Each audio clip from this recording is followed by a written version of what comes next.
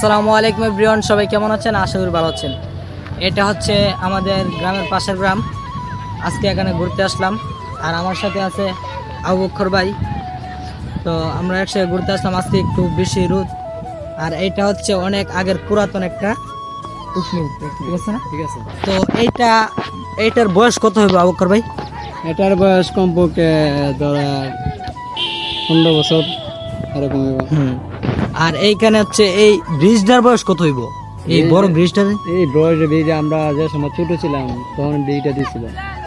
আমরা বয়স 10-20 বছর, প্রায় এর আগ দিকে দিয়েছিল, প্রায় 20-25 বছর হয়ে গেছে। টোটাল দেওয়া হয়েছে বীজটা। তো আসলে এই ইট মিলটা বন্ধ হয়ে গেছে, এটার একটা কারণ আছে, সেটা হচ্ছে একটা কিস মামলার কারণ, ঠিক না? এটা কেস মামলার কারণে, এটা হলে মামলা হওয়ার পরে না, এটার থেকে সাইডে দিয়েছে, সাইডে দিয়ে লসুলপুর নতুন কেন অনেক মামলা থেকে নামে। এই যে বিকালে আসবেন উপারা বাজারা, দেখেন এখন অনেক সৌন্দর্য আছে। আমরা আসি না বারবার, যখন আসি তখন ওয়েদারটা অনেক ভালো লাগে। তো দেখতে পাচ্ছেন এই জায়গাটা কত সুন্দর, আর পাশে একটা নদী আছে।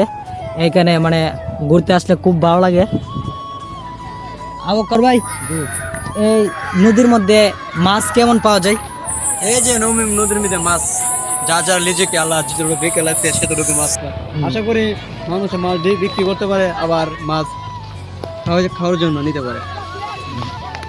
ওই যেতগুলো কষ্ট করতেছে, কষ্টের মানুষ করে মাছের বিক্রি করে, তারপরে এই মাছের বিক্রি টাকা দিয়েছে মানুষে চাল ডাল কিনে আনে। এটাই তো আবু বকর ভাই, সবাই তো এটা জানতে চায় যে এই জায়গাটা কোথায়।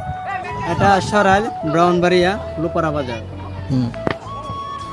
আর সবাই লোকেশনটা শুনতেই পাচ্ছেন। তো এখানে আপনারা ঘুরতে আসতে পারেন, কারণ আপনারা কক্সবাজার যে একটা ফিলিংস পাবেন এইখানে আসে তার চেয়েও বেশি অনুভূতি, ঠিক নেই? ঠিক আছে। তার চেয়ে বেশি এখানে ভালো লাগবে আপনাদের।